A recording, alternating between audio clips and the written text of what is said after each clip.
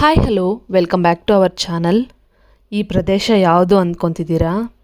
ಅಮೃತವನ್ನು ಸೇವಿಸುವುದಕ್ಕಾಗಿ ದೇವಾನುದೇವತೆಗಳು ಮತ್ತು ರಾಕ್ಷಸರ ನಡುವೆ ನಡೆದ ಯುದ್ಧವನ್ನೇ ಸಮುದ್ರ ಮಂಥನವೆಂದು ಹೇಳಲಾಗುತ್ತದೆ.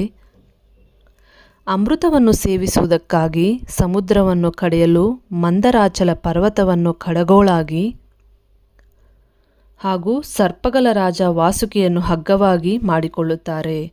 ದೇವತೆಗಳು ವಾಸುಕಿಯ ಬಾಲವನ್ನು ಹಾಗೂ ಅಸುರರು ವಾಸುಕಿಯ ತಲೆಯನ್ನು ಹಿಡಿದು ಕಡೆಯಲು ಆರಂಭಿಸಿದರು. ಈ ಸಮಯದಲ್ಲಿ ಅಮೃತ ತುಂಬಿರುವ ಕಲಶ ಸಾಗರದಿಂದ ಹೊರಬಂದಿತು. ಈ ಸಮಯದಲ್ಲಿ ಒಂದೆರಡು ಅಮೃತ ಹನಿಗಳು ಭೂಮಿಯ ಮೇಲಿನ 4 ಸ್ಥಳಗಳಲ್ಲಿ ಬಿದ್ದವು. ಅದರಲ್ಲಿ ಒಂದಾದಂತಹ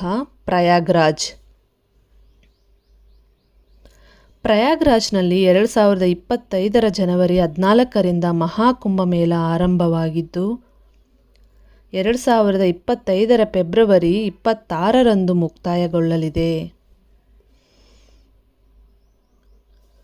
ಪ್ರಯಾಗ್ರಾಜ್ನ ತ್ರಿವೇಣಿ ಸಂಗಮದಲ್ಲಿ ಮಹಾಕುಂಭಮೇಳವು ನಡೆಯುತ್ತಿದೆ.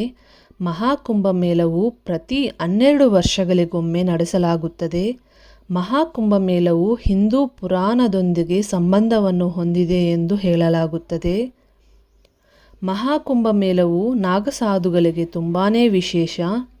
ನಾಗಸಾಧುಗಳನ್ನು ಎಲ್ಲೆಂದರಲ್ಲಿ ನೋಡುವುದು ತುಂಬಾ ಕಷ್ಟ. ಅವರನ್ನು ನಾವು ಕೇವಲ ಈ ಕುಂಭಮೇಳದಲ್ಲಿ ಮಾತ್ರ ನೋಡಬಹುದಾಗಿದೆ. ಪ್ರಪಂಚದಲ್ಲೇ ಹೆಚ್ಚಿನ ಜನಸಂಖ್ಯೆ ಸೇರುವ ಪ್ರದೇಶ ಈ ಮಹಾಕುಂಭಮೇಳ ಪ್ರಯಾಗ್ರಾಜ್ ಆಗಿದೆ.